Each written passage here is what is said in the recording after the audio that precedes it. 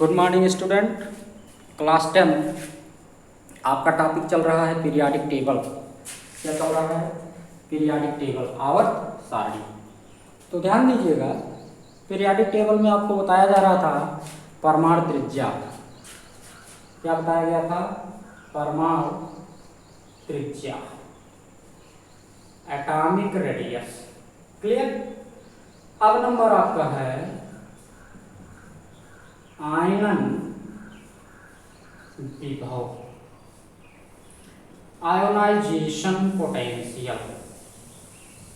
Ionization potential. तो वही पुरानी बात, आपको आवर्त सारणी का चार्ट हमें देना ही होगा। तो आवर्त सारणी में आपको हम बता देते हैं डायरेक्ट। देखो,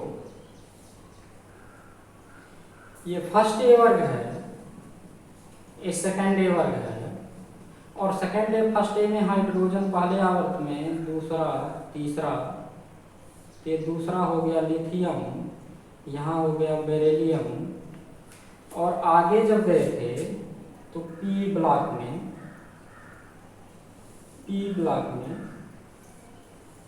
ऐसे, यहाँ हीलियम था, यहाँ क्या था?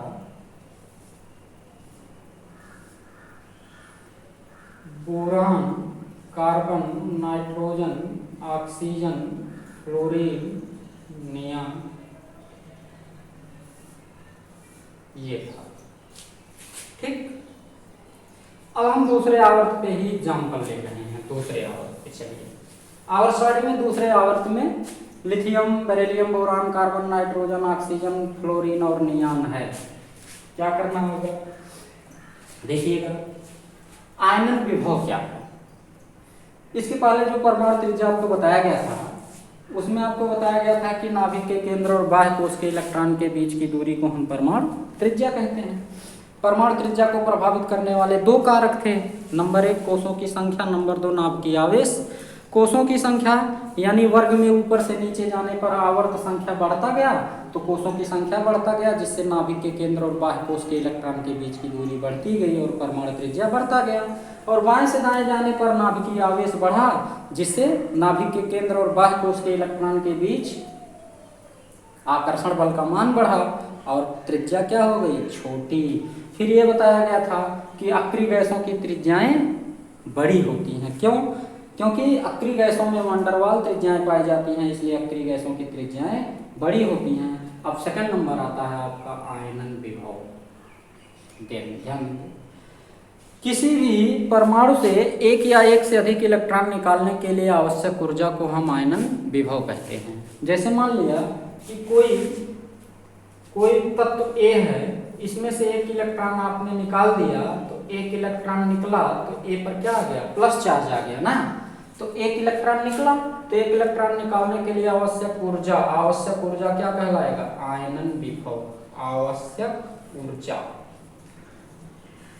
ऊर्जा को क्या कहेंगे? आयनन विभव। क्लियर? अब ध्यान देंगे, इसको हम दूसरे रूपों में परिभाषित कर सकते हैं। किसी तत्व को धनायन में बदलने के लिए आवश्यक ऊर्जा को हम आयनन विभव कहते हैं। ठीक, तो देखेंगे ए से एक इलेक्ट्रॉन निकला, इसी प्रकार ए से दूसरा भी निकाल सकते हैं, इसी प्रकार ए से तीसरा इलेक्ट्रॉन भी निकाल सकते हैं। तो किसी परमाणु से इलेक्ट्रॉन निकालने के लिए आवश्यक ऊर्जा को हम आयनन विभव कहते हैं। आयनन विभव को प्रभावित करने वाले कारक नंबर 1 है कोषों की संख्या। कोषों की संख्या, ध्यान दीजिएगा, ऊपर से नीचे, जैसे लिथियम के बाद क्या है बेटा? सोडियम है। ठीक, तो कोषों की संख्या, लिथियम का परमाणु क्रमांक कितना है? 3। सोडियम का परमाणु क्रमांक कितना है? 11। इसका इलेक्ट्रॉनिक विन्यास 2। कितने कोष? 2। इसका इलेक्ट्रॉनिक विन्यास 2 8 है। इसमें कितने कोष? 3। तो नंबर ऑफ शेल, कोषों की संख्या किसमें ज्यादा है? सोडियम में। तो इलेक्ट्रॉन नाभिक से दूर किसमें होगा? सोडियम में होगा। यही तो देखो, इसमें 3 कोष हैं, 1 2 3। इसमें कितने हैं? 2 कोष हैं। तो इलेक्ट्रॉन नाभिक से इलेक्ट्रॉन दूरी किसका है? सोडियम का ज्यादा है। अच्छा, ये इलेक्ट्रॉन है, नाभिक है। नाभिक और बाह्य कोश के इलेक्ट्रॉन के बीच आकर्षण बल कार्य करता है। क्या कार्य करता है? आकर्षण बल। तो इलेक्ट्रॉन जितना ही दूर होगा आकर्षण बल उतना ही कम लगेगा, आकर्षण बल जितना ही कम लगेगा इलेक्ट्रॉन उतने ही आसानी से निकल जाएंगे। अर्थात किसी भी वर्ग में ऊपर से नीचे जाने पर कोषों की संख्या बढ़ने के कारण नाभिक और बाह्य कोश के इलेक्ट्रॉन के बीच की दूरी बढ़ती है, जिसके कारण नाभिक और बाह्य कोश के इलेक्ट्रॉन के बीच आकर्षण बल का मान घटता है, इसलिए आयनन विभव घटता है। क्योंकि इलेक्ट्रॉन आसानी से निकाल दोगे ना, यहाँ इलेक्ट्रॉन नाभिक द्वारा कम शक्ति से आकर्षित है जिसमें कोषों की संख्या ज़्यादा है, तो इलेक्ट्रॉन आप आसानी से निकाल लोगे। अर्थात वर्ग में ऊपर से नीचे जाने पर कोषों की संख्या बढ़ता है, इसलिए आयनन विभव घटता है। क्लियर? दूसरा नंबर आता है नाभिकीय आवेश। दूसरा नंबर क्या आता है? नाभिकीय आवेश।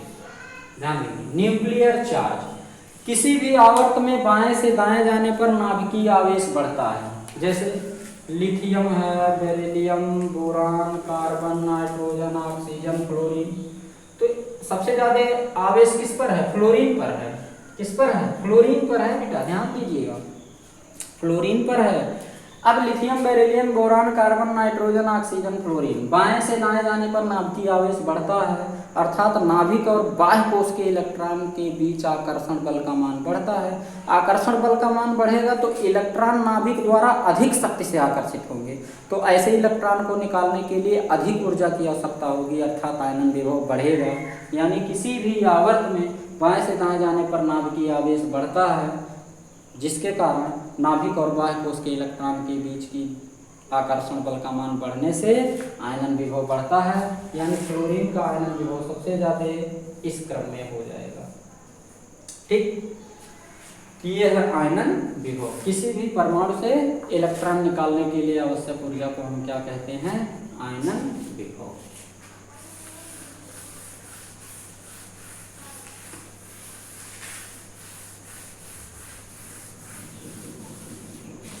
अब नंबर आता है आपका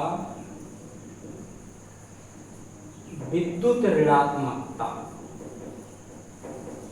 विद्युत ऋणात्मकता, इलेक्ट्रोनेगेटिविटी। विद्युत ऋणात्मकता क्या है? किसी भी परमाणु द्वारा इलेक्ट्रॉन को अपनी ओर आकर्षित करने की क्षमता उस तत्व की विद्युत ऋणात्मकता कहलाती है। आकर्षित करने की क्षमता, चीजों को बहुत ध्यान से समझिएगा। किसी तत्व द्वारा इलेक्ट्रॉन को अपनी ओर आकर्षित करने की क्षमता को हम उस तत्व का विद्युत ऋणात्मकता कहते हैं। विद्युत ऋणात्मकता को प्रभावित करने वाले कारक कोषों की संख्या, नाभिकीय आवेश। कोषों की संख्या बढ़ेगा तो इलेक्ट्रॉन और नाभिक के बीच की दूरी बढ़ेगी, जिससे आकर्षण बल घटेगा, तो विद्युत ऋणात्मकता क्या होगा? घटेगा। किसी भी आवर्त में ऊपर से किसी भी वर्ग में ऊपर से नीचे जाने पर कोषों की संख्या बढ़ने के कारण नाभिक और बाह्य कोश के इलेक्ट्रॉन के बीच आकर्षण बल घटता है, जिसके कारण विद्युत ऋणात्मकता घटती है और विद्युत धनात्मकता बढ़ती है। जबकि बाएं से दाएं जाने पर कोषों की संख्या में तो कोई परिवर्तन नहीं होता, लेकिन नाभिकीय आवेश बढ़ने के कारण नाभिक और बाह्य कोश के इलेक्ट्रॉन के बीच आकर्षण बल का मान बढ़ता है, जिसके कारण विद्युत ऋणात्मकता बढ़ती है। ज्ञात तत्वों में फ्लोरीन की विद्युत ऋणात्मकता सबसे अधिक होती है। जी हाँ, lithium, beryllium, boron, carbon, nitrogen, oxygen, fluorine, तो फ्लोरीन की विद्युत ऋणात्मकता सबसे अधिक होती है। उसके बाद नंबर आता है विद्युत धनात्मकता। क्या नंबर आता है?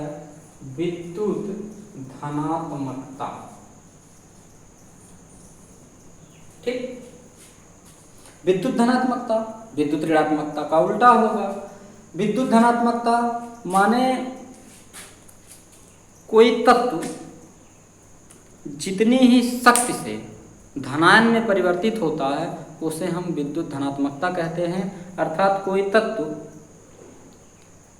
जितनी ही आसानी से धनायन में परिवर्तित हो जाता है उसे हम उस तत्व का विद्युत धनात्मकता कहते हैं।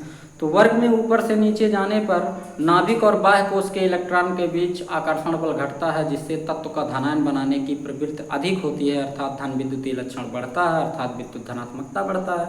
जबकि बाएं से दाएं जाने पर नाभिक और बाह्य कोश के इलेक्ट्रॉन के बीच आकर्षण बल का मान बढ़ता है, जिससे कोई तत्व धनायन बनाने में कठिनाई महसूस करता है, अर्थात धन विद्युतीय लक्षण घटता है, अर्थात विद्युत धनात्मकता घटता है, विद्युत धनात्मकता घटता है। तो इतना टॉपिक आप लोग आज पढ़ लेंगे, क्लियर कर लेंगे। उसके बाद आपको एक टॉपिक और बताएंगे हम, क्या ध्यान देंगे, ऑक्साइडों की प्रवृत्ति, ऑक्साइडों की प्रवृत्ति, ठीक है, और इलेक्ट्रॉन बंधुता। ऑक्साइडों की प्रवृत्ति कल देखेंगे, क्योंकि इसमें कई क्वेश्चन भी करवाने हैं, तो आप लोग इसको देख लीजिएगा। तो बस आज यहीं तक।